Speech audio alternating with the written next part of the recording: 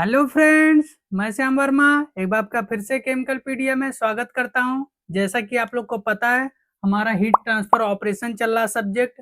हमने ऑलरेडी बहुत सारे वीडियो कवर कर लिए हैं। जैसे हमारा बेसिक इंट्रोडक्शन कवर हो चुका है, कंडक्शन हमने कवर कर लिया है, कन्वेक्शन कवर कर लिया है। आज का जो हमारा टॉपिक है वो रेडिएशन में। मैंने आपको पहले बताया था कि जो हीट ट्रांसफर के मोड हैं, कंडक्शन, कन्वेक्शन, रेडिएशन, उनके पहले पहले बेसिक बेसिक चीजें हम लोग पहले कवर कर लेंगे। जैसे कि उसका मैकेनिज्म क्या होता है, जैसे कंडक्शन पढ़े थे उसका मैकेनिज्म क्या था। उसके बाद रेट हम लोग उसका पढ़ लेंगे, हीट ट्रांसफर रेट क्या होता है। ये सब बेसिक ओवर आइडिया हमें मिल जाएगा कि हम आगे क्या क्या और पढ़ेंगे। उसका पूरा डिटेल में डेप्थ में हम लोग जाने वाले हैं। एक बार रेडिएशन खत्म हो जाए, फिर कंडक्शन, कन्वेक्शन, रेडिएशन का पूरा डिटेल में सारे डेरिवेशन, सारे न्यूमेरिकल, किसी भी एग्जाम में जो भी क्वेश्चन आए हैं, किसी भी एग्जाम में जो भी इंटरव्यू क्वेश्चन पूछे गए हैं, सारा कवर करेंगे। उसका टेंशन मत लीजिए। मैं आपको बस ये बताना चाह रहा था कि बेसिक चीजें कैसी कैसी हैं, हमें कैसे पढ़ना, सिस्टमेटिक, वो चीजें हम करेंगे। तो आज मोस्टली रेडिएशन का चीजें खत्म हो जाएंगी। उसके बाद हम लोग पूरा डिटेल में पढ़ेंगे। और जो हमारे चैप्टर्स बचे हुए हैं, जैसे हमारा पढ़ेंगे हीट एक्सचेंजर पढ़ेंगे हम लोग, इवापोरेशन पढ़ेंगे हम लोग, उसके बाद कंडेंसेशन पढ़ेंगे, बॉइलिंग पढ़ेंगे। ठीक है, मोस्टली 7 to 8 चैप्टर हम लोग पूरा पढ़ने वाले हैं। उसमें पूरा आपका हीट ट्रांसफर खत्म हो जाएगा। और कल से ही अपना जो केमिकल टेक्नोलॉजी के बच्चे हैं, उनका बहुत सारा कमेंट आ रहा था कि सर उनका भी कंप्लीट करिए। तो लगभग मैंने आइडेंटिफाई किया है कि ऑलरेडी वीडियो ऑलरेडी पड़े हुए हैं चैनल पे।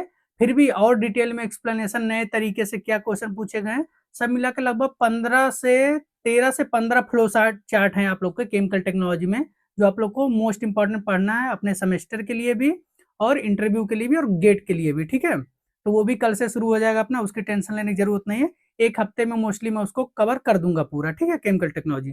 तो चलिए आज कुछ और बात नहीं करेंगे, पूरा डायरेक्ट चैप्टर पे हम लोग आएंगे कि क्या क्या हमें पढ़ना है। ठीक है, रेडिएशन में तो जैसे मैंने आपको पहले बताया था कि हमारा मोड ऑफ हीट ट्रांसफर क्या था, कितने मोड थे। मोड ऑफ हीट ट्रांसफर, ठीक है ना। पहले बेसिक बेसिक बातें इसका हम लोग पढ़ेंगे, तभी आपको रेडिएशन समझ में आएगा। ताकि पीछे से रिलेट चीजें आप जब को रिलेट करते जाएंगे पीछे से, तो आपको समझने में दिक्कत नहीं आएगी। तो कितने मोड ऑफ हीट ट्रांसफर थे मैंने आपको पहले बताया था। एक कंडक्शन था, दूसरा कन्वेक्शन था, और थर्ड अपना क्या था जो हम आज पढ़ने वाले हैं, रेडिएशन। ठीक है, ये हमारे 3 मोड ऑफ हीट ट्रांसफर थे। अब एक चीज बताई, मैंने आपको 2 चीजें तो पढ़ा दी है ना, तो यहाँ आपको बताने की जरूरत है कि जो कंडक्शन था, कन्वेक्शन था, इसमें क्या मीडियम की जरूरत थी कि क्या?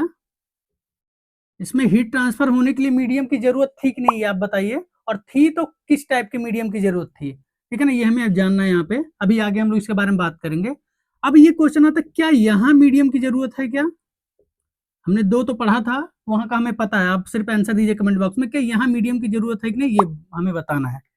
ठीक है, ये भी दूसरे पॉइंट में हम लोग आ जाएंगे, तो आपको मैं आंसर जरूर दूंगा, आप अपना आंसर दे दीजिए। तो सबसे पहले हम रेडिएशन के बारे में बात करते हैं, बेसिक चीजें बात कर लेते हैं जो हम लोग डेली टू डेली लाइफ में देखते हैं, तो आपको ज्यादा समझ में आएंगी। तो पहले एक चीज मैं आपको समझा देना चाहता हूँ कि पहले मैं जनरलाइज चीजें आपके बारे में बात करूंगा, उसके बाद जो थ्योरेटिकल बुक और थ्योरेटिकल चीजें लिखी हुई हैं, वो मैं आपको तो बताऊंगा ही बताऊंगा, जो अपने कॉपी में नोट करिएगा। जो जो चीज मैं बोलूंगा वो अपने कॉपी में आप नोट करते ही जाइएगा। जैसे रेडिएशन, जैसे हम बोलते हैं ना रेडिएशन, तो रेडिएशन क्या है, कहाँ हमें देखने को मिलता है?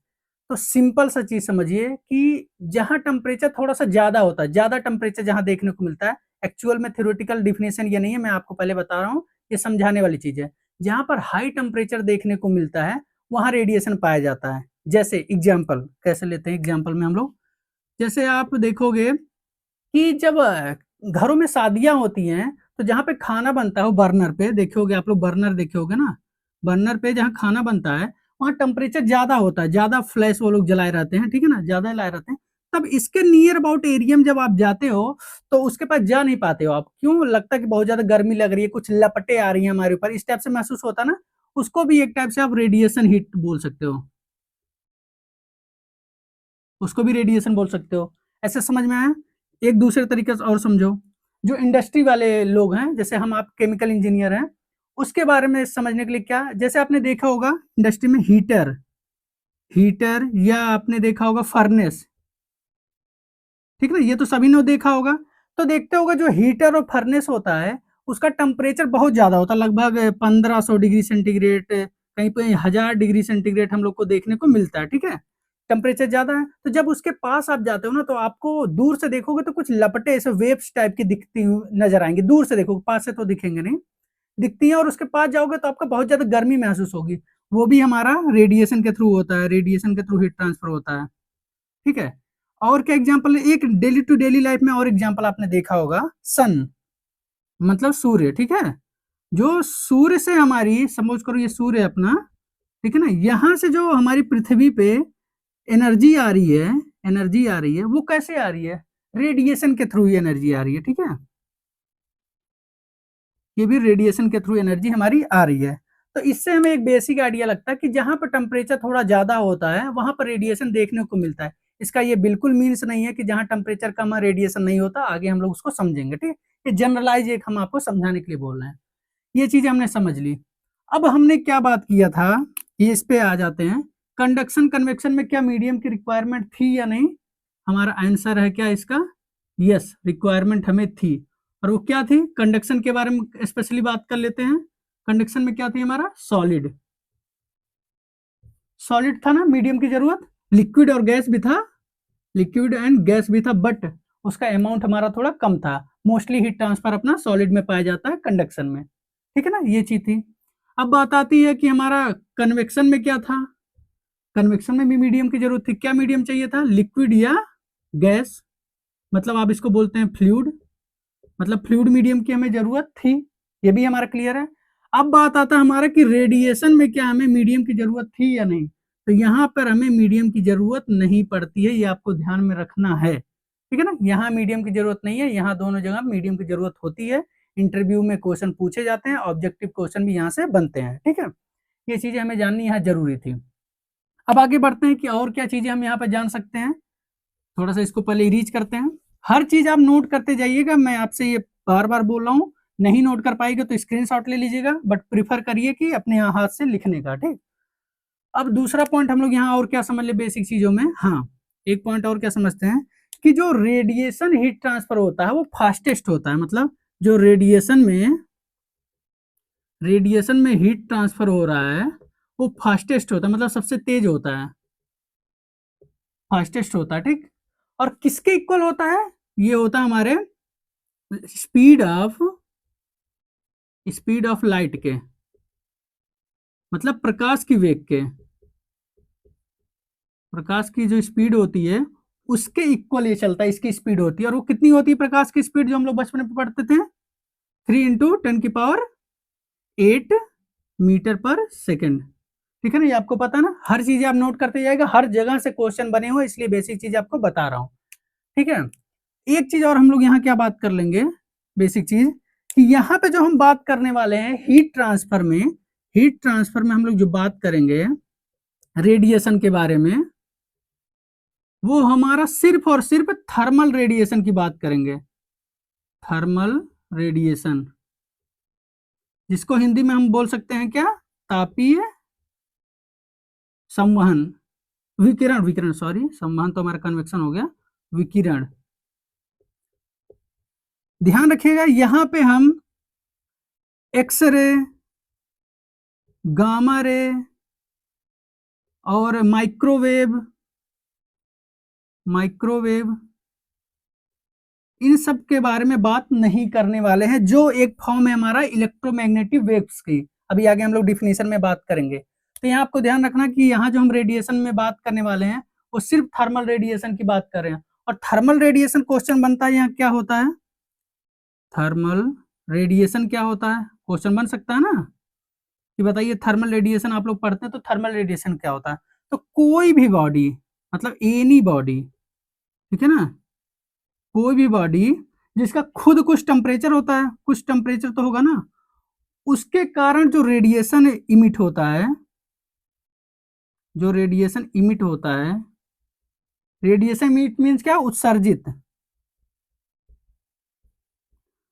ठीक है ना? तो बोल सकते हैं थर्मल रेडिएशन वो रेडिएशन होता है जो कोई बॉडी अपने टेम्परेचर के कारण उत्सर्जित करती है, उसे बोलते हैं थर्मल रेडिएशन। कोई भी लगा हुआ है, यहाँ पे आप ध्यान रखिएगा, कोई भी बॉडी लगा हुआ, तो आपको ध्यान में रखना है थर्मल रेडिएशन वो होता है जो कोई भी बॉडी अपने टेम्परेचर के कारण इमिट करती है। ठीक है ना, इतनी चीजें क्लियर हुई। और थोड़ी बेसिक बातें और जानेंगे इसके बारे में, आपने नोट कर लिया होगा ना। देखते हैं और क्या है। ये आपको छोटी बातें लग रही होंगी, हो सकता है जो बच्चे ऑलरेडी रेडिएशन पढ़े हुए हैं उनको लग रहा होगा ये बहुत बेसिक बातें हैं, बट यहीं से क्वेश्चन बनते हैं। जो बच्चे फर्स्ट टाइम पढ़ रहे हैं उनको भी पता होना चाहिए। ठीक है, अब यहाँ पे हम लोग देख लेते हैं कि और कौन सी बातें यहाँ पे हम जानेंगे इसके बारे में। हाँ, एक पॉइंट और पूछा जाता है एग्जाम में कि जो हमारा रेडिएशन है, जो रेडिएशन है वो सॉलिड के लिए कौन सा फिनोमिना है, सॉलिड के लिए कौन सा फिनोमिना बोला जाता है रेडिएशन। तो जनरली मतलब सामान्यतः, जनरली यह हमारा क्या होता है, सरफेस फिनोमिना होता है। सरफेस फिनोमिना तो मतलब सतह फिनोमिना होता है। मतलब ये इसका मोस्टली जो सॉलिड में पाया जाता है रेडिएशन वो सरफेस पे पाया जाता है। जैसे एग्जांपल हम लोग लेते हैं, समझो ये कोई एक मेटल का ब्लॉक था, मेटल का कोई ब्लॉक था, ठीक है, मेटल का ब्लॉक है। तो इसमें दो कंडीशन से रेडिएशन हो सकता है, या तो मेटल खुद कुछ रेडिएशन निकाले या उस पे कोई रेडिएशन इंसिडेंट हो। ठीक है ना, पहला केस लेते हैं, जब कोई रेडिएशन इस पे आ रहा है, समझ लो सन से कोई रेडिएशन आ रहा है, रेडिएशन आ रहा है इस पे पड़ा है, इसके सरफेस पे, तो क्या होगा, जब सरफेस पे पड़ेगा तो सरफेस थोड़ा हीट होगा, लेकिन ये जो रेडिएशन होगा ना वो बहुत ही माइक्रोन लेवल पे ऐसे ही सरफेस पे रह के एब्जॉर्ब हो जाएगा। मतलब ऐसा होना चाहिए था ना, नॉर्मली केस में अंदर तक आना चाहिए था, बट ये जो रेडिएशन होता है वो थोड़ा सा माइक्रोन लेवल अंदर जाता है और वहीं पर एब्जॉर्ब हो जाता है इस मटेरियल के द्वारा। ठीक है ना, तो इसलिए इसको बोलते हैं कि सरफेस फिनोमिना है। मतलब जो भी इंसिडेंट हो रहा है वो सरफेस पे रह जा रहा है। एक केस का और क्या हो सकता है कि मान लो इस बॉडी का टेम्परेचर ज्यादा हुआ, टेम्परेचर ज्यादा हुआ तो इससे कुछ रेडिएशन निकला। अब रेडिएशन निकल के तो ऐसे तो बाहर चला जाना चाहिए, लेकिन क्या होता है, यहाँ से रेडिएशन जो निकलता है वो अंदर ही एब्जॉर्ब हो जाता है, सरफेस तक आ ही नहीं पाता। ठीक है ना, तो इसलिए बोलते हैं कि जो रेडिएशन है सॉलिड के केस में, ध्यान रखिएगा सॉलिड के केस में हमारा सरफेस फिनोमिना बोला जाता है। ठीक है, मुझे लगता है कि ये बेसिक बेसिक बातें हम लोग जो जान गए हैं, अब हम लोग मेन टॉपिक की तरफ बढ़ सकते हैं। तो चलिए अब मेन टॉपिक की तरफ बढ़ते हैं। कुछ चीजें जो बची रहेंगी बेसिक में बीच बीच में मैं बताता रहूंगा आपको। ठीक है, अब अपने चलते हैं मेन टॉपिक की तरफ और प्रॉपर डिफिनीशन हम लोग जानेंगे कि रेडिएशन की प्रॉपर डिफिनीशन क्या है अपना। ठीक है, अब बात आती है रेडिएशन, हम लोग पढ़ लेते हैं।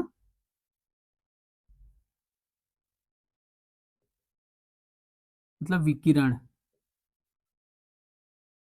ठीक है, तो पहले इसका डिफिनीशन हम लोग देखते हैं कि रेडिएशन की डिफिनीशन क्या होती है। कि कोई भी पदार्थ ले लो, कोई भी पदार्थ जब उसके अंदर जो एटम्स या मॉलिक्यूल्स होते हैं, ठीक है ना, उसका इलेक्ट्रॉनिक कॉन्फ़िगरेशन में जब चेंज आता है तो वो मटेरियल जो, वो पदार्थ जो है वो इलेक्ट्रोमैग्नेटिक वेव्स के फॉर्म में, जिसे फोटोन भी कहते हैं, एनर्जी इमिट करता है। चलो आप लोग नोट कर लो। ठीक है ना, मैं आपको बोल भी दिया, चाहो तो पॉज करके भी लिख लो वैसे भी, कि क्या कोई भी पदार्थ, कोई भी मैटर ले लो, कोई भी मैटर मतलब पदार्थ ले लो, ठीक है ना, जब उसके electronic configuration, electronic configuration, electronic configuration में, ठीक है ना, चेंजेज आते हैं, कोई भी पदार्थ के मॉलिक्यूल्स या एटम्स, जब किसी पदार्थ के मॉलिक्यूल्स या एटम के इलेक्ट्रॉनिक कॉन्फ़िगरेशन में चेंज आता है तो वह पदार्थ, जो पदार्थ है वो इलेक्ट्रोमैग्नेटिक, इलेक्ट्रोमैग्नेटिक वेव्स, इसको फोटोन भी बोलते हैं, इसको हिंदी में बोलेंगे क्या बोल सकते हैं, इलेक्ट्रोमैग्नेटिक विद्युत चुंबकीय तरंग। ठीक है ना, शायद सही मैं लिखा हूं, फिर भी अगर कुछ गलत हो तो देख लीजिएगा। कोई भी पदार्थ या मैटर के जब मॉलिक्यूल से एटम में जो इलेक्ट्रॉनिक कॉन्फ़िगरेशन है उसमें जब कुछ चेंज आता है तो वह पदार्थ इलेक्ट्रोमैग्नेटिक वेव्स की फॉर्म में क्या होता है, एनर्जी इमिट करता है। इमिट मीन्स उत्सर्जित करता है। ये आपका प्रॉपर डिफिनीशन हो गया आपका रेडिएशन का। कुछ नहीं करना, एकदम समझने वाली चीज है, रटोगे तो समझ में नहीं आएगा। कोई भी पदार्थ है सॉलिड आपका था, मान लो कोई भी वुडन या पत्थर या मेटल का कुछ चीज, जब उसमें हीट होती है ना, ये उस पर कोई रेडिएशन पड़ता है या कुछ होता है, अंदर टेम्परेचर बढ़ता है, तो उसके मॉलिक्यूल जो अंदर हैं उनका इलेक्ट्रॉनिक कॉन्फ़िगरेशन, अब एक एक चीज हम लोग समझते हैं। मैटर या पदार्थ आप समझ लो, जैसे मान लो आपने क्या लिया, मेटल ले लिया था, ठीक है ना, या रॉक ले लिया था, ठीक है ना, कुछ भी ले लिया अपना, उसके मॉलिक्यूल से एटम, आपको पता है कोई चीज एटम या मॉलिक्यूल से ही बनता है, वो हमें पता है।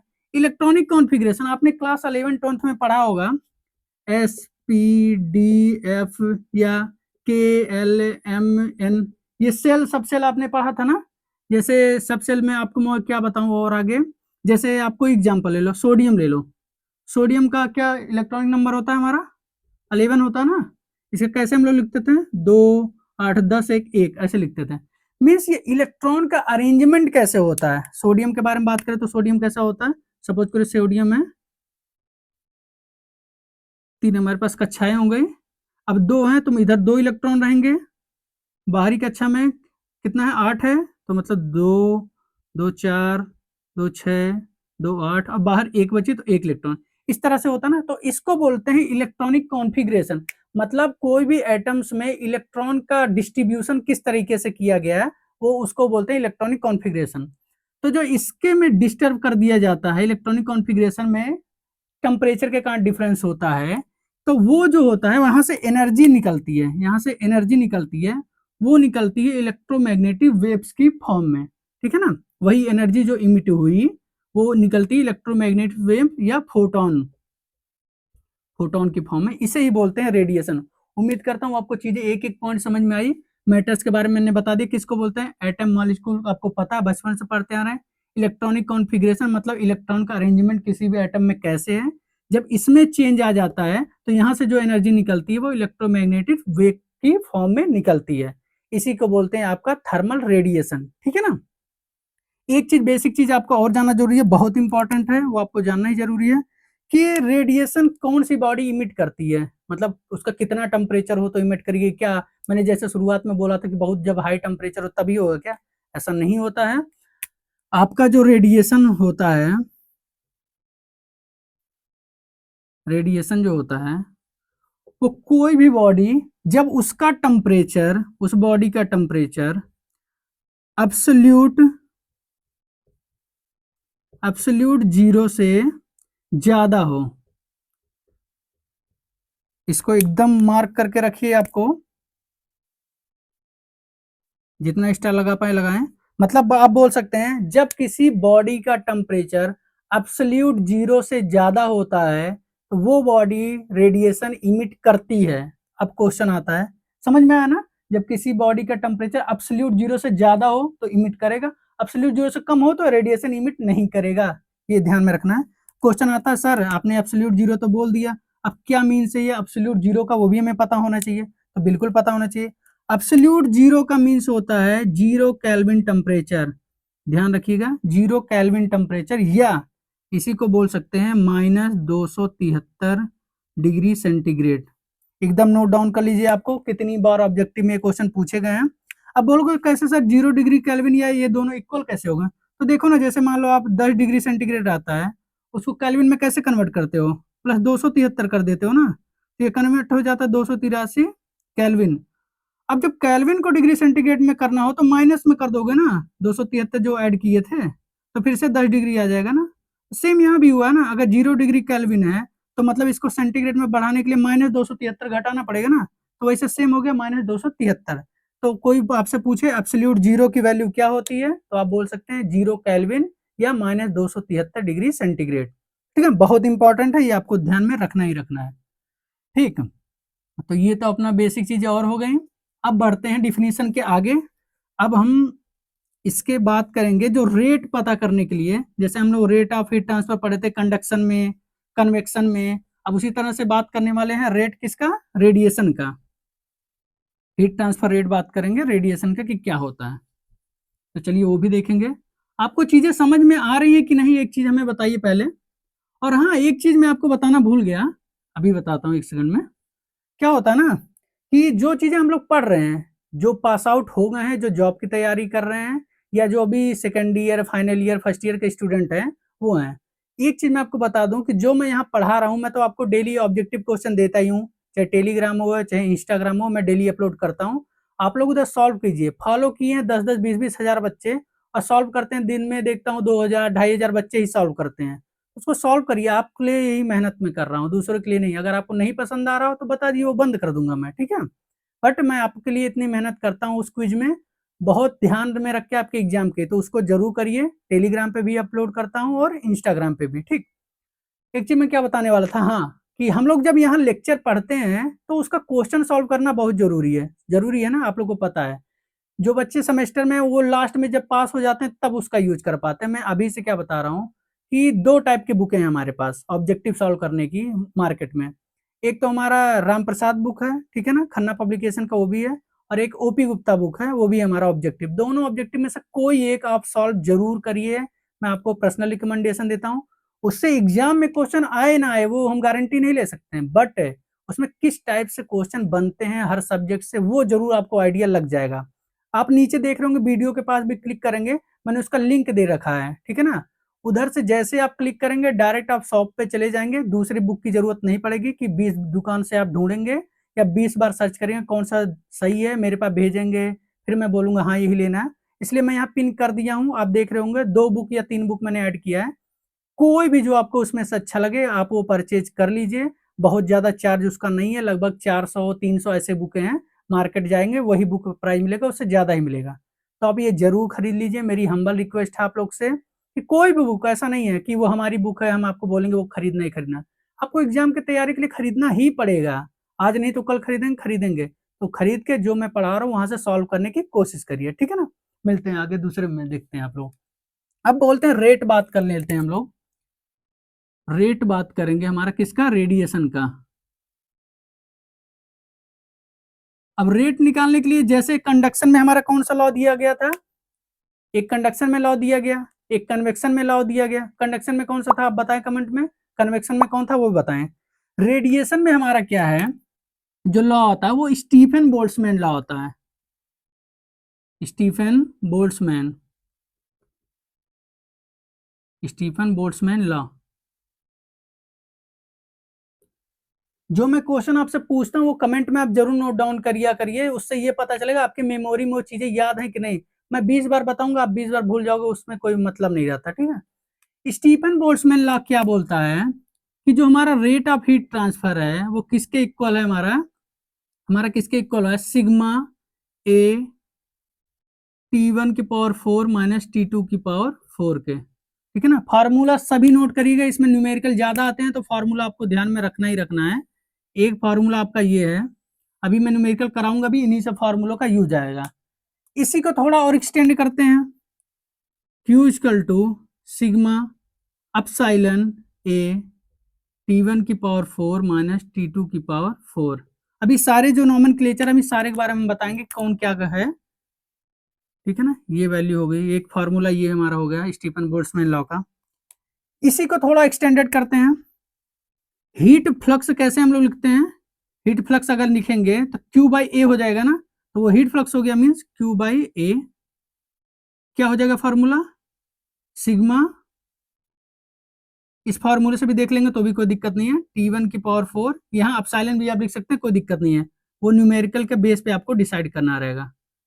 ये 3 फार्मूले आप लोग को जानना ही जानना है। इन्हीं फार्मूले से आपको एग्जाम में क्वेश्चन देखने को मिलने वाले हैं, ठीक। अब न्यूमेरिकल सॉल्व करने के लिए एक और होता है, पहले इसको एक्सटेंडेड फॉर्म कर लेते हैं कि यहाँ पे क्या क्या दिया हुआ है, ठीक है ना। पहले क्यू क्या दिया हुआ, हमारा क्यू के बारे में बात कर लें। क्यू क्या हो सकता है हमारा, बहुत दिन से आप पढ़ रहे हैं, rate of heat transfer. Unit इसके बाद हम लोग बात करेंगे। क्यू के बाद हमारा क्या दिख रहा है, यहाँ पर हमारा सिग्मा दिख रहा है, ठीक है ना। ये क्या है, स्टीफन बोल्ट्जमैन,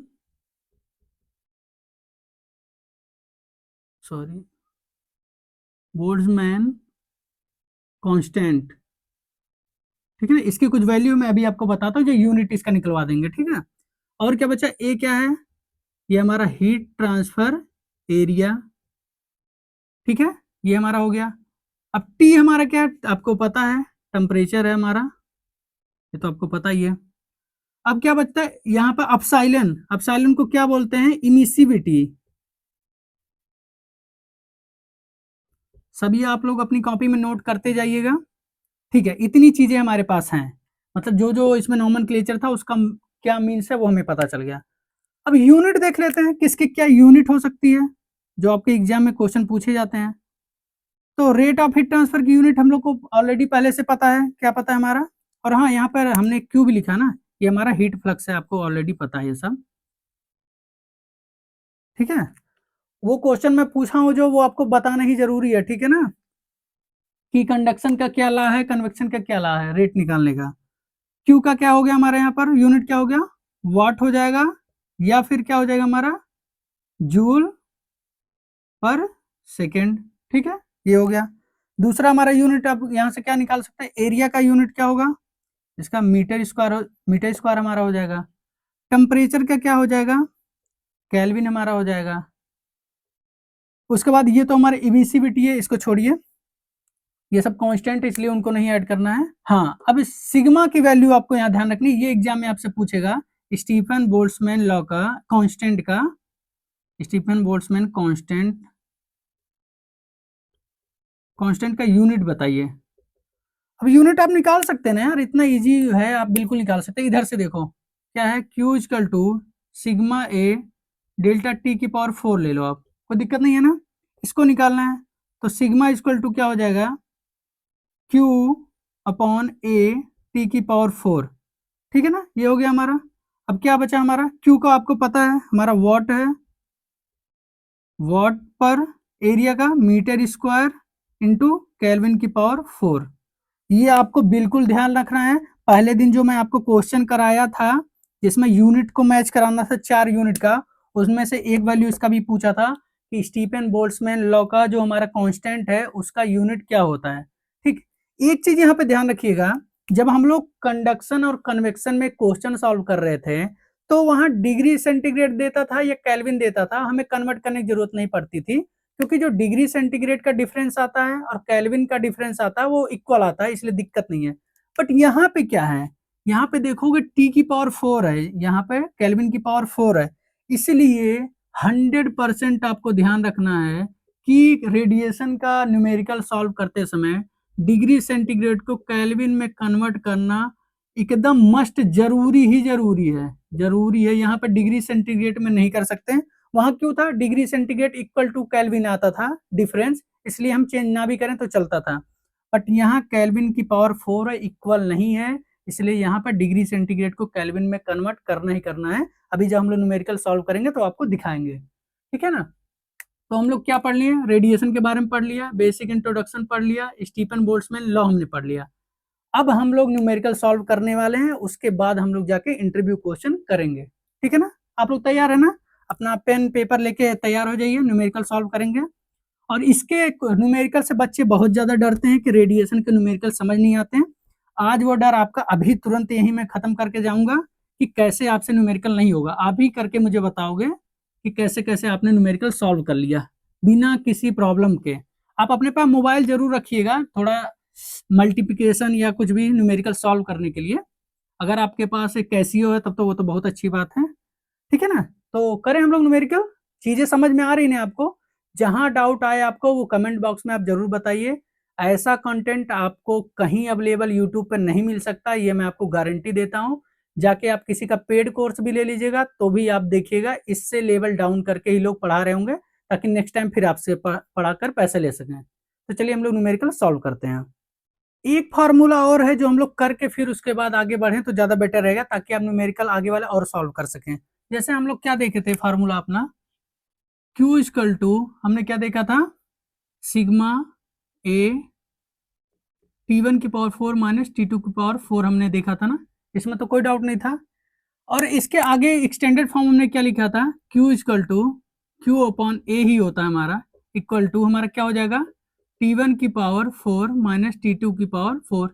ये भी हो सकता है, या इधर सिग्मा चाहो सिग्मा भी लगाओ। इससे एक कंक्लूजन क्या लिखता है कि जो चाहे रेट ऑफ हमारा हीट फ्लक्स चाहे हो, चाहे रेट ऑफ हीट ट्रांसफर हो, किसके डायरेक्टली प्रोपोर्शनल है, टेम्परेचर की पावर 4 के, ठीक है ना। तो इससे एक क्या वैल्यू हम निकाल सकते हैं कि Q और ये Q मतलब हीट फ्लक्स या रेट ऑफ हीट ट्रांसफर वो किसके इक्वल डायरेक्टली प्रोपोर्शनल किसके होता है हमारा टेम्परेचर की पावर 4 के। ठीक है, यहां से ये चीजें तो आपको समझ में आई ना। तो इससे न्यूमेरिकल सॉल्व करने में कैसे आपको इजी होगा, इसको क्या लिख सकते हैं Q2 upon Q1 equal to क्या लिख सकते हैं, ये 2 मीन्स क्या आप कंडीशन समझो, सेकंड कंडीशन ये फर्स्ट कंडीशन। ठीक है ना, कंडीशन मान के चलोगे तो आपके लिए बेटर रहेगा। ठीक, इसको क्या लिख सकते हैं हम लोग T1 की पावर 4 माइनस T2 की पावर 4 सेकंड कंडीशन के लिए, T1 की पावर 4 माइनस T2 की पावर 4 फर्स्ट कंडीशन के लिए। ये आपको न्यूमेरिकल सॉल्व करने में फायदा आएगा, इसलिए मैं इसको दोबारा बताया। मतलब जो हीट फ्लक्स या रेट ऑफ हीट है या क्यू है, दोनों में से कुछ भी लिख सकते हो उधर न्यूमेरिकल सॉल्व करने में, जो क्वेश्चन बोला होगा उसके हिसाब से। Q2 upon Q1 equal to 2 और 1 मतलब केस के बारे में बात करें, कंडीशन के। फर्स्ट कंडीशन क्या थी, सेकंड कंडीशन T1 की पावर 4 माइनस T2 की पावर 4 सेकंड कंडीशन के लिए, T1 की पावर 4 माइनस T2 की पावर 4 फर्स्ट कंडीशन के लिए। ठीक है ना, ये न्यूमेरिकल में बहुत काम आने वाला है। तो चलिए हम लोग शुरू करते हैं।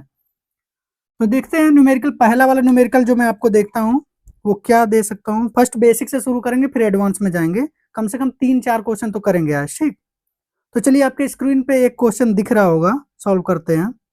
क्या बोला, मैंने पहले बोला है कि जो भी क्वेश्चन आप करिएगा उसका गिवन आप जरूर लिख के रखिएगा। ठीक है, उससे आधा क्वेश्चन ऑटोमेटिक आपके सॉल्व हो जाएंगे। तो चलो शुरू करते हैं। स्क्रीन पे आपके क्वेश्चन दिख रहा है अब।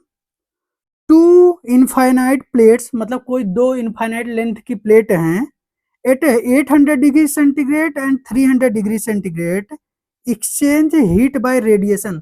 सपोज करो ऐसे एक कोई प्लेट है, ठीक है ना, उसका टेम्परेचर 800 डिग्री सेंटीग्रेड है। दूसरी कोई प्लेट है, ये बढ़ती जा रही क्योंकि उसका दिया नहीं है कि लेंथ कितनी है। दूसरे की टेम्परेचर 300 डिग्री सेंटीग्रेड दिया हुआ है। ठीक है, एक्सचेंज बाय रेडिएशन हो गया। Calculate the heat transfer per unit area. हमें T1 की वैल्यू दिया है, कितना दिया है 800, हाई टेम्परेचर यही है। T2 की वैल्यू दिया है 300 डिग्री सेंटीग्रेड। उसके बाद हमें निकालना क्या है, हमारा क्या निकालना है, heat transfer per unit area means क्या होता है आपका, मैंने कंडक्शन में भी आपको बताया था। मींस ये फ्लक्स के बारे में बात कर रहा है, फ्लक्स हमें बताना है। मैंने आपको फॉर्मूला क्या बताया, क्वेश्चन तो नोट डाउन हो गए हैं। ठीक है, अब देखते हैं हम लोग कैसे इसको सॉल्व कर सकते हैं। हमें फॉर्मूला क्या पता है अपना, Q इक्वल टू, या फ्लक्स के बारे में बात करें तो फ्लक्स वाला फॉर्मूला हम लोग लिख देते हैं। फ्लक्स इक्वल टू सिग्मा, ए की वैल्यू यहाँ कुछ दिया हुआ नहीं है, एरिया बताया नहीं हुआ, तो T1 की पावर 4 माइनस T2 की पावर 4। ठीक है ना, फार्मूला यही था ना अपना, क्या था, Q equal to sigma A, T की पावर 4 ही था ना हमारा। तो इसको इधर ले आओगे, Q इक्वल टू क्या होगा, सिग्मा T की पावर 4, यही था ना फार्मूला अपना, यही मैंने लिखा है यहाँ पे।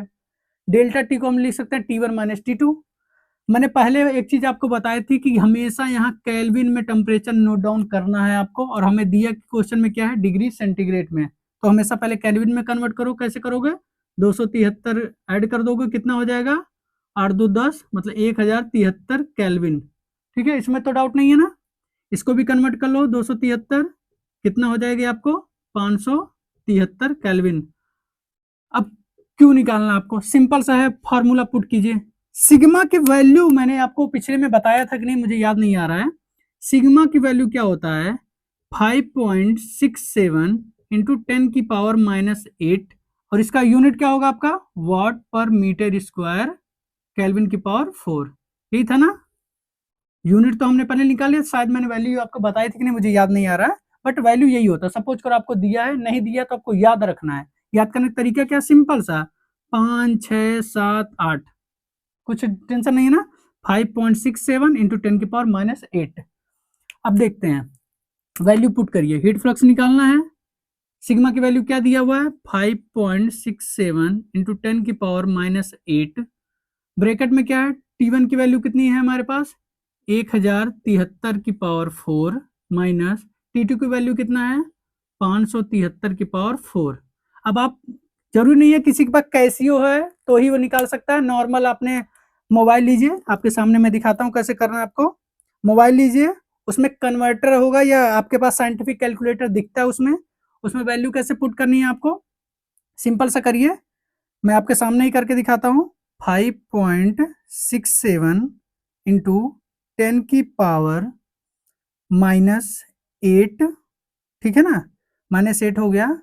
उसके बाद ब्रैकेट बंद कर दीजिए, इंटू इंटू कर दीजिए, फिर से ब्रैकेट लगाइए, 1073 एक्स की पावर हमारा क्या है 4 कर दीजिए, -573 की पावर हमारा 4 हो गया, ब्रैकेट क्लोज कीजिए। यहाँ से हमारा क्या वैल्यू आ रहा है, वैल्यू आपने निकाला होगा तो कितना आ रहा है आप देखिए, 69046, ठीक है ना। ये हमारा किस में आ रहा है, किस में वैल्यू आ रहा होगा, ये वॉट में हमारा आ रहा होगा। ये हमारा वैल्यू किस में आ रहा होगा, वॉट में आ रहा होगा। और हमें निकालना किस में वैल्यू है अपना, ये ध्यान में रखिए, किलोवाट में निकालना है। तो किलोवाट में निकालने के लिए हमारा कितना हो जाएगा, 69.046 किलो वाट, ठीक है ना।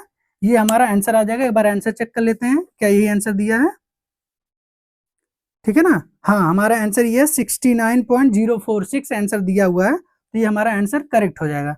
अब मैं एक बार फिर से आपको बता देता हूँ क्या हमने किया है। सिंपल सा चीज है, दो प्लेट दी थी जिनका एक का टेम्परेचर हाइयर था, एक का लोअर था, इनमें रेडिएशन हीट ट्रांसफर हो रही थी, तो इसको केल्विन में हमने कन्वर्ट कर लिया क्योंकि डिग्री सेंटीग्रेड दिया था। हीट फ्लक्स हमें निकालना था, rate of heat transfer per unit area, तो हीट फ्लक्स हमें निकालना था। सिग्मा की वैल्यू आपको दी होगी क्वेश्चन में, नहीं दिया हुआ तो आपको याद रखना है, ये लाके फिर इसमें पुट करना है। सिग्मा की वैल्यू 5.67 इंटू 10⁻⁸, T1 की टेम्परेचर दिया था 1073 की पावर 4, माइनस T2 की वैल्यू 573 की पावर 4। कैलकुलेटर आप उठाइएगा, बेसिक कैलकुलेशन है, आप ऐसे करते ही आंसर आपको मिल जाएगा, ठीक है ना। कोई दिक्कत नहीं, सारे क्वेश्चन आपके कॉपी में सॉल्व होने चाहिए, फेयर कॉपी में। चलिए अब एक और क्वेश्चन कोई सॉल्व कर लेते हैं, ठीक है ना। कम से कम 3 से 4 क्वेश्चन हम लोग सॉल्व करेंगे, तब आपको बेसिक इसके कॉन्सेप्ट क्लियर हो जाएंगे न्यूमेरिकल के, क्योंकि बच्चे सबसे ज्यादा रेडिएशन में न्यूमेरिकल से ही डरते हैं, और एकदम बेसिक होता है, बस चीजों को आपको ध्यान रखना है कि क्या बोल रहा है, ठीक है। अब नेक्स्ट क्वेश्चन देख लेते हैं हम लोग, नेक्स्ट क्वेश्चन कौन सा कराया जाए आपको। नेक्स्ट क्वेश्चन, ठीक है, एक क्वेश्चन आपको और करा देते हैं, ये भी बेसिक है। देखिए आपके स्क्रीन पे दिख रहा होगा, क्या बात कर रहा है, the thermal radiative flux from a surface of emissivity 0.4 दिया हुआ है, इज 22.68 किलो वाट पर मीटर स्क्वायर, ठीक है ना। किसका वैल्यू दिया है, फ्लक्स की वैल्यू दे दिया। तो क्या क्या दिया हुआ एक बार नोट डाउन कर लेंगे क्वेश्चन में। गिवन में हमें क्या क्या दिया हुआ है, पहला तो हमें दिया हुआ इमिसिविटी, मतलब साइलेंट की वैल्यू कितना दिया है, 0.4 दिया हुआ है हमारे पास, ठीक है ना। उसके बाद हमें क्या दिया हुआ, फ्लक्स की वैल्यू दिया हुआ, फ्लक्स की वैल्यू 22.68 किलो वाट पर मीटर स्क्वायर, ये भी हमें दिया हुआ है। अब क्या बोला है, द एक्सप्रोक्सीमेट सरफेस टेम्परेचर इज, मतलब हमारा टेम्परेचर की वैल्यू पूछ रहा है, ठीक है। और क्वेश्चन में क्या दिया हुआ है, स्टीफन बोल्ट्जमैन कांस्टेंट की वैल्यू दी है। मैं बोलता हूँ ना, मोस्टली क्वेश्चन में दिया रहेगा, नहीं दिया तो आपको याद रखना है। क्या वैल्यू दिया है, 5.67 इंटू 10⁻⁸ वाट पर मीटर स्क्वायर केल्विन की पावर 4, ये हमें वैल्यू दिया हुआ है, ठीक। अब हमने पहले आपको बताया था, हमारे पास गिने गिने 3 से 4 फार्मूले हैं, वो भी एक पता रहेगा तो सब पता है आपको, ठीक है। कैसे सॉल्व करेंगे, पहले फार्मूला देखते थे, क्या था, फ्लक्स क्या हो जाएगा, सिग्मा अपसाइलन T1 की पावर 4 माइनस T2 की पावर 4, ठीक है ना। ये फार्मूला मैंने आपको बताया था ना। अब क्या क्या दिया है आपको, इसकी वैल्यू आपको दिया है, इसकी वैल्यू आपको दिया हुआ है, फ्लक्स की वैल्यू दिया हुआ है, टेम्परेचर का निकालना है। तो टेम्परेचर, दो टेम्परेचर हमें मांग ही नहीं रहा है, तो हमें सिंपल से एक टेम्परेचर लिखना है, तो Q equal to sigma epsilon T की पावर 4 कर सकते हैं, कोई दिक्कत नहीं है ना। अब वैल्यू पुट करो, सिंपल वैल्यू पुट करना है आपको। Q की वैल्यू कितना दी है, 22.68, ये किलो वाट है, ध्यान रखिएगा, आंसर आपका वाट में आने वाला है ना, तो इसको 10⁻³ कर लीजिए, 1 किलो वाट हो गया ना 10⁻³। अब इसको कन्वर्ट करिए, सिग्मा की वैल्यू क्या दिया हुआ है, 5.67 इंटू 10⁻⁸। अपसाइलन की वैल्यू कितना दिया आपको, 0.4 दिया हुआ आपको, इंटू टी की पावर 4 की वैल्यू निकालनी है, तो टी की पावर 4 करोगे क्या हो जाएगा, इसका वैल्यू इधर लाओ, 22.68 इंटू 10⁻³ उसके बाद इंटू, सॉरी सॉरी सॉरी, ये इसके नीचे आएगा ना, तो मतलब हाँ, तो ये नहीं हो सकता, इसके ऐसे नीचे आएगा, 5.67 इंटू 10⁻⁻8 इंटू 0.4। ठीक है ना, इसमें तो कोई दिक्कत आपको नहीं नजर आ रही है ना। एक सेकंड, आपको नहीं समझ में आ रहा तो ऐसे कर लीजिए, ये सामने नहीं लिखा था इसलिए। t⁴ यहाँ है ना, अब इसको इधर नीचे ही आना पड़ेगा ना, और कोई तरीका नहीं है। तो इसको जब आप सॉल्व करेंगे तो आपको आंसर जो दिखने वाला है, इसका जो ऑप्शन आएगा, ऑप्शन नंबर ए आपको दिख रहा है 1000। 1000 वो भी क्या है, केल्विन है, ध्यान में रखिएगा। जैसे कैलकुलेटर में आप क्लिक करेंगे तो आपको 1000 आंसर देखने को मिलेगा। तो ये भी बहुत बेसिक क्वेश्चन है, आप इसको आराम से सॉल्व कर सकते हैं। कुछ नहीं करना होता है, जो दिया हुआ है आपको वो ध्यान रखना है, यूनिट पे जरूर ध्यान रखना है कि क्या दिया हुआ और हमें आंसर किस चीज में कन्वर्ट करना होता है। जैसे यहाँ किलो वाट दिया था, तो आपको वाट में आंसर चाहिए तो किलो को कन्वर्ट करना पड़ेगा। डिग्री सेंटीग्रेड में चीजें हैं, उसको हमारा केल्विन में कन्वर्ट करना ही पड़ेगा। अगर रेट ऑफ हीट ट्रांसफर बोला तो मतलब क्यू निकालना है। Rate of heat transfer per unit area बोला मतलब फ्लक्स निकालना है। ये चीजें आपको ध्यान में रखनी है। कभी कभी वो साफ साफ नहीं बोलेगा, यूनिट से आपको ध्यान में रखना पड़ेगा। ठीक है, आपके आंसर आ गए ना? जिन जिन के आंसर आ गए वो कमेंट बॉक्स में बोलिएगा, इसके आंसर आ गए सबके। अगर आपको कैलकुलेशन में भी प्रॉब्लम आ रही है तो कोई दिक्कत नहीं है, फिर मैं कल करके भी आपको बता दूंगा अगर नहीं कर पा रहे हैं आप लोग। ठीक है ना, बेसिक कैलकुलेशन मोबाइल में डालने से आपको कोई दिक्कत नहीं होगी, आप कर सकते हैं। ठीक है, और कौन सा क्वेश्चन हम लोग कर लें? और क्वेश्चन कर लें। क्वेश्चन करने में कोई प्रॉब्लम तो नहीं आ रही है ना आप लोग को? एकदम बेसिक जैसे किया जाता है, मैं सब कुछ करके आपको दिखा रहा हूँ अपने हाथ से। ठीक, अब एक क्वेश्चन और करके हम लोग देख लेते हैं। आपके स्क्रीन पे क्वेश्चन आ गया होगा। क्या होगा? The radiation heat flux from a heating element at a temperature of 800 degree centigrade in a furnace maintain at 300 degree centigrade is 8 kilowatt per metre square. ठीक है ना, ये फर्स्ट कंडीशन की बात हो रही है। उसके बाद क्या बोला? The flux when element temperature is increase to 1000, मतलब 800 था उसे 1000 कर दिया गया। For the same furnace temperature, furnace का जो टेम्परेचर 300 था पहले, वो सेम बना हुआ है। तो पहले देख लेते हैं। हमने इसलिए पहले आपको एक फार्मूला बताया था कि आपको याद रहे, वो इसी दिन के लिए बताया था। ठीक है ना, तो यहाँ क्या आपको बात कर रहा है? फ्लक्स के बारे में बात कर रहा है। मतलब Q2/Q1 इक्वल टू आपका क्या हो जाएगा? T1⁴ minus T2⁴ second condition के लिए, T1⁴ minus T2⁴ first condition के लिए। अब हमें क्या दिया हुआ है पहले देख लेते हैं। क्वेश्चन में हमें Q1 की वैल्यू दी हुई है। Q1 की वैल्यू दी हुई है ना, देखो 8 kilowatt per metre square, 8 kilowatt per metre square question में आपको दिख रहा है ना। फ्लक्स की वैल्यू दी हुई है। ठीक, अब देखते हैं इसकी वैल्यू, चारों की वैल्यू दी हुई है। आपको ध्यान से देखेंगे, चारों की वैल्यू दी हुई है। हमें Q2 की वैल्यू पूछ रहा है।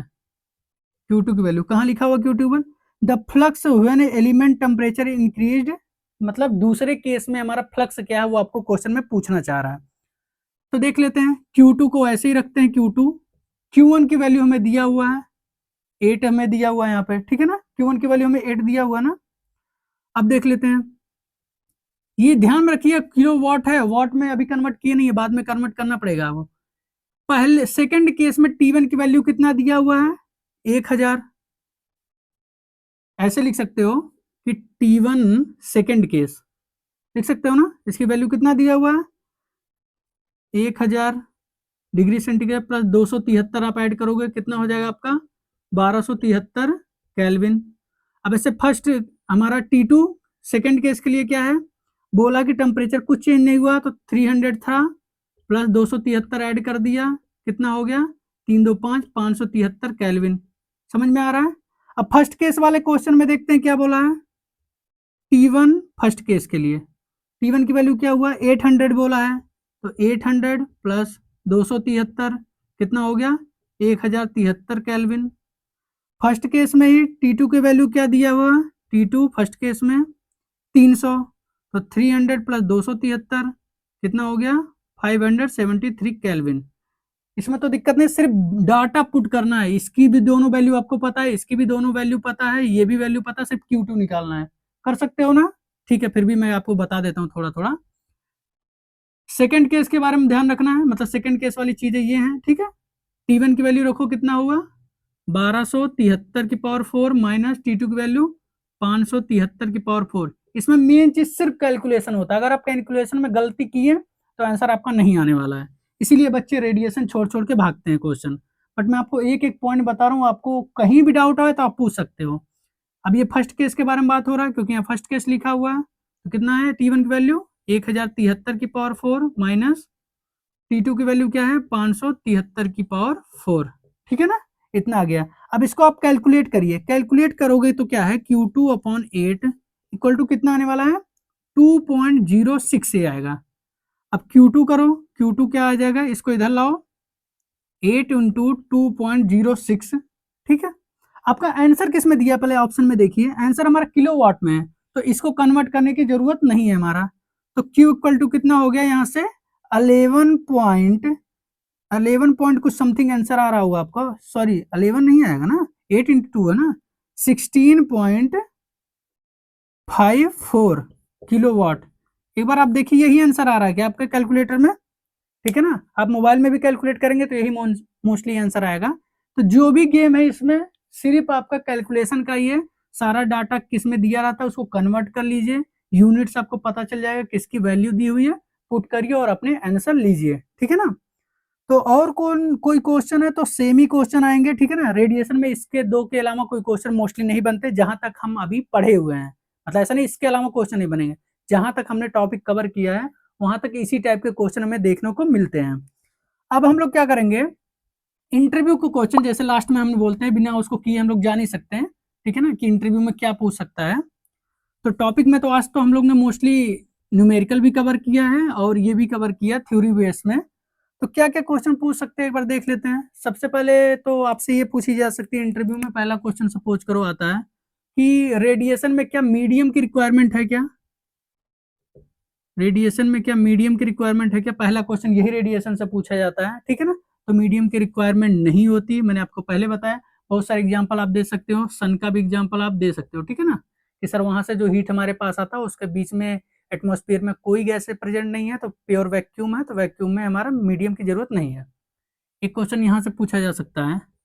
उसके बाद पूछा जा सकता है कि जो आप हीट ट्रांसफर सब्जेक्ट पढ़ते हो उसमें किस टाइप के रेडिएशन की हम लोग बात करते हैं। ठीक है ना, किस टाइप के रेडिएशन की हम लोग बात करते हैं, तो वो हमारा क्या मैंने आपको बताया थर्मल रेडिएशन, थर्मल रेडिएशन की हम लोग बात करते हैं। ठीक है, और जो क्वेश्चन पूछे जाते हैं कि जो रेडिएशन की स्पीड होती है वो किसके इक्वल पाई जाती है, स्पीड, रेडिएशन की जो स्पीड है वो हमारा किसका होता है, मैंने आपको बताया था स्पीड ऑफ लाइट के। फिर पूछेंगे कितना स्पीड ऑफ लाइट होता है, तो 3 इंटू 10⁸ मीटर पर सेकेंड। ठीक है ना, ये आप बता सकते हैं, ये क्वेश्चन हो गया।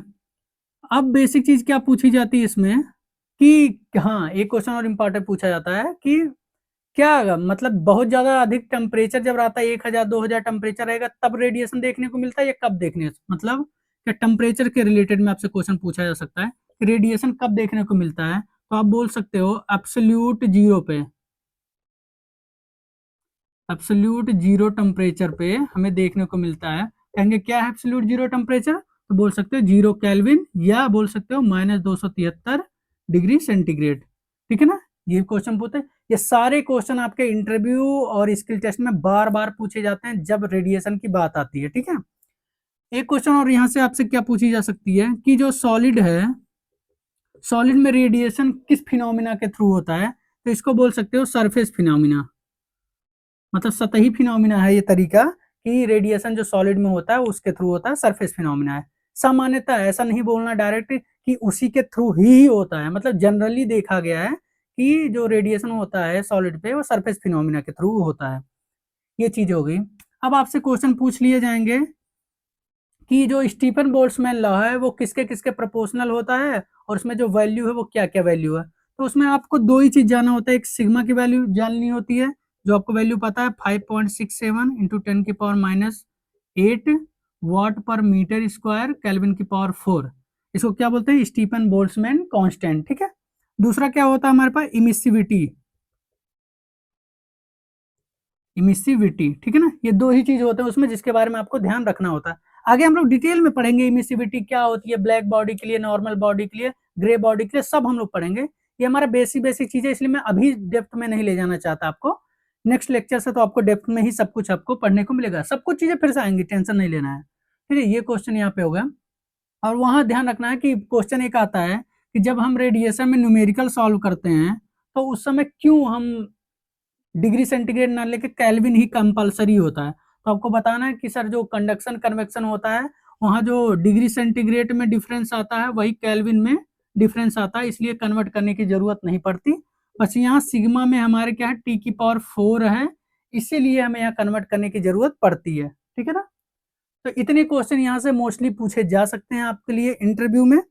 कोई भी डाउट अगर आपको आ रहा है कमेंट बॉक्स ना आपके लिए खुला पड़ा है, आप आराम से उधर पूछिए, किसी का डरना नहीं है कि कौन क्या कहेगा आपके बारे में। ठीक है ना।